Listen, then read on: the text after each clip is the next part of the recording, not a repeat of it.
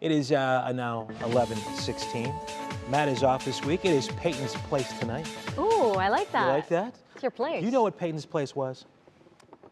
Is it? It was an old. It was an old television show back in the day. You really put her on the spot. No, I did not mean to do that, but It's a soap I opera. didn't know she knew According that. to a source It is in a my soap ear. opera from back in the day. She got it. But And anyway, she got it. Okay. she's Thank you, very Kelly. cool, and she's with us tonight.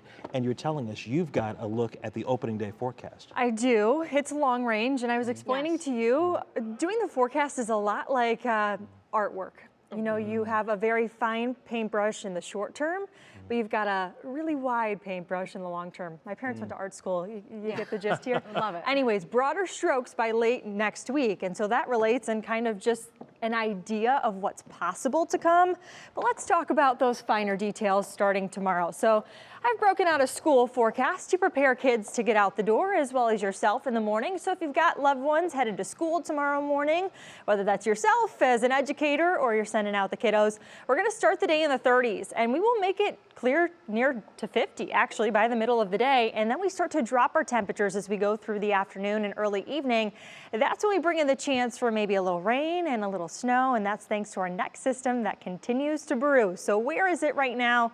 Well, it's actually not that close to us at the moment. It is still to our north and west, and this area low is spinning about, but attached to it is a cold front. So not only is it going to bring us the idea of some precipitation, but also drag in some cooler air. After that, we enter a sunny stretch, and it's going to be just a day's worth by Thursday. And then this is the late week beast. It arrives Friday, sticks around for Saturday, and it's not only rain that this system that's impacting the California coast and much the Pacific Northwest, it's also going to bring us a whole lot of wind energy, very similar to what we experienced this past weekend. So if you think those 40 and 50 mile per hour winds weren't enough this past weekend, we potentially get another round this weekend. And I know that's probably not what you were hoping for. It's something we'll get through and we'll get through together. So starting the day tomorrow, no huge worries. Let's spill out the frosted weather wheats together and see what the surprise inside forecast looks like. We start the day in the 30s, as I mentioned. Cloud cover will increase as we approach mid-morning. Late morning too, and then we really limit any sunshine here until we hit Thursday. So how does it play out in your National Zymer hour by hour forecast? That cold front starts to swing on through as soon as we reach about 2-3 o'clock near Sandusky. Now this is going to move from our lakeshore counties, then further south, and then points from a little bit farther west to then east. So it's going to sweep on through and change the pace when it comes to our temperatures. Ahead of it, a little bit of a west-southwest component to our wind direction, so that helps with the warmth. But this is going to take it all away. And now it moves through very quickly. And as it does so, it brings in the chance for rain and some snow and maybe a little mix, but it's going to be short-lived. So accumulation out of this slim to none. But we do get colder.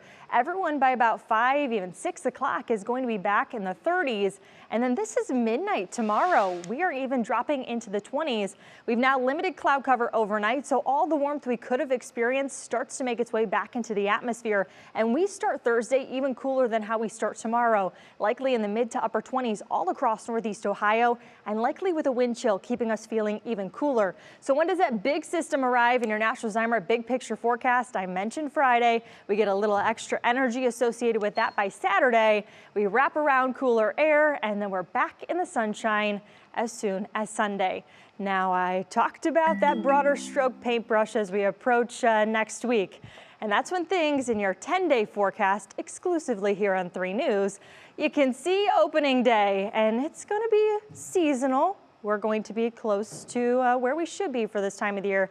But the idea of a few raindrops, 50s and falling by the weekend. Sunnier days ahead, though. And obviously, we will keep you posted on any changes to that opening day forecast here, Russ. That smaller paintbrush. Correct. Right? We'll get there. We'll get there. Definitely. All right, Payton. Thank you.